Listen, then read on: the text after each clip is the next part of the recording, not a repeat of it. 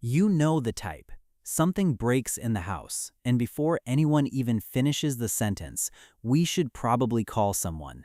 He is already on the floor. Flashlight in hand, not panicking, not frustrated, just quiet, just focused. Like the broken thing is speaking to him in a language nobody else in the room can hear. Maybe that is you. Maybe that is your father. Maybe you watched him disappear into a garage for hours and come out covered in grease, with the problem solved and nothing particular to say about it. No announcement, no applause needed. Just a quiet return to the rest of the evening, as if nothing remarkable had happened. But something remarkable did happen, and most people in that room had no idea what they were actually watching. Here is what that silence is really telling you.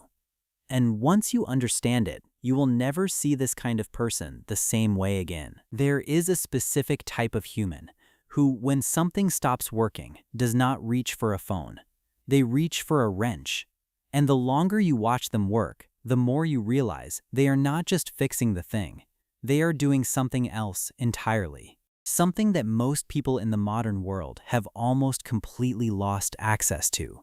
Not a skill, a philosophy. A way of being with difficulty that was built in the dirt and the heat and the grease of 1,000 problems that refused to cooperate. Here is the thing that most people get completely wrong about this. They see the self-reliance and assume it is stubbornness. They see the quiet confidence and read it as arrogance.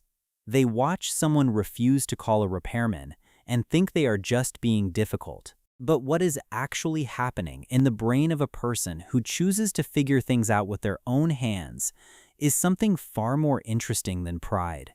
And the science behind it explains a lot more than just who knows how to change a brake pad. Now, before anyone in the comments says there is nothing deep about this, that some people just fix things because they were broke and had no other option, let me say this directly. You are right, and that is exactly the point. But stay with me, because where this goes is not where you think. When a person diagnoses a problem through physical engagement, something specific happens in the brain. Psychologists call it embodied cognition. The idea that knowledge does not only live in the mind, it lives in the hands, in the body, in years of feeling the difference between a bolt that is tight and one that is one turn from stripping. Ask someone with this skill how they knew something was wrong, and they will pause. They might say, "It just felt off." They are not being vague. They are reporting accurately. That knowledge does not exist in a sentence you can hand to someone. It was built through repetition and failure, and the specific silence that follows when something finally works. And here is what nobody tells you about that silence. It is not just relief, it is proof. Proof of something about yourself that no certificate, no grade, no approval from any other person can replicate. The thing was broken. Now it works. The feedback is absolute. In a world full of ambiguous outcomes, that kind of clarity is rare. For people who have spent years building it, it quietly becomes something they depend on. Here is where it gets interesting. Because working on something real also teaches a lesson that most people never get anywhere else. Mechanical work cannot be rushed in the way digital tasks can. There are sequences that must be followed, specifications that exist for physical reasons, not bureaucratic ones. Cut a corner and the problem comes back, usually worse.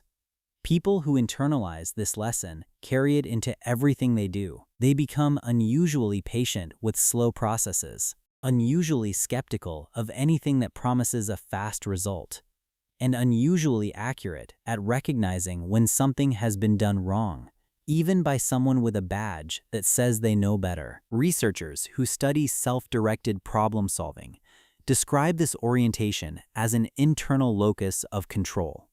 The deep, quiet belief that outcomes are shaped primarily by your own effort and understanding, not by luck, not by what someone else decides. People who fix things tend to have this in abundance, not because they were born with it, but because every solved problem rebuilt it, one layer at a time. Now, here is what most people never realize. There are actually 3 distinct types of people who develop this capacity, and they are built completely differently. The first is what you could call the inheritor. Picture this. A kid, maybe 8 or 9 years old, standing in a dim garage holding a flashlight while someone older works in silence below a rusted undercarriage. No lecture, no lesson plan, just proximity, just patience.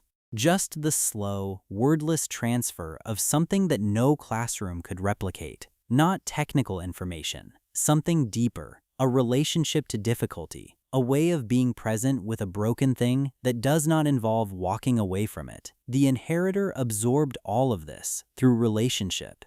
Years later, when something breaks in their own life, they reach for the wrench without thinking. They cannot fully explain how they know what to do. It just lives in them, the way a language lives in someone who grew up hearing it spoken at the dinner table. The second type is the self-made. No one taught them anything. They just refused to accept that the thing was beyond them. They took apart bikes at 12, rebuilt engines by reading manuals in bad lighting. Every mistake was a class. Every failed attempt taught them something the successful attempt never could. And here is the thing about the self-made that the comments on every video like this one will confirm. They tend to be ferociously skeptical of authority. They have been in situations where the expert was wrong, where the manual did not account for the specific conditions in front of them, where their own judgment was the only thing that got them through. That is not arrogance.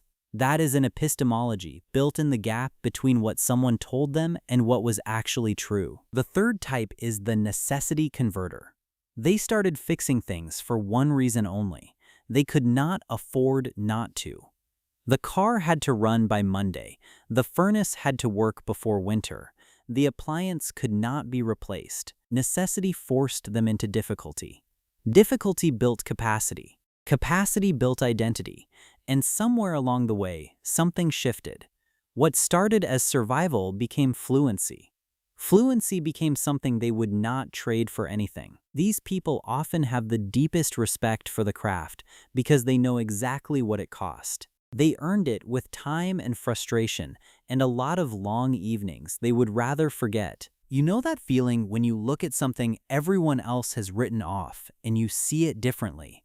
Not what it is, what it could be. That is not just a mechanical skill, that is a trained way of seeing. Which type are you? Drop it in the comments. But here is the part that almost nobody names. And it needs to be said, there is a weight that comes with being the person who can fix everything. People find out, and then they stop trying themselves. The neighbor who always calls. The family member who shows up with another broken thing. The coworker who assumes you will figure it out. Being capable in a world of learned helplessness means you slowly become the person everyone else outsources their difficulty to. And nobody checks on the fixer. Nobody asks if the fixer is okay. They just hand over another problem and wait. Think about that for a moment.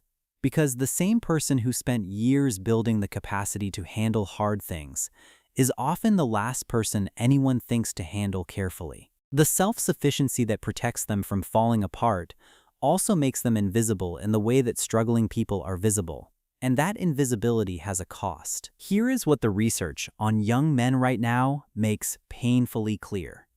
More than 3/4 of young men who are struggling do not want to talk about it.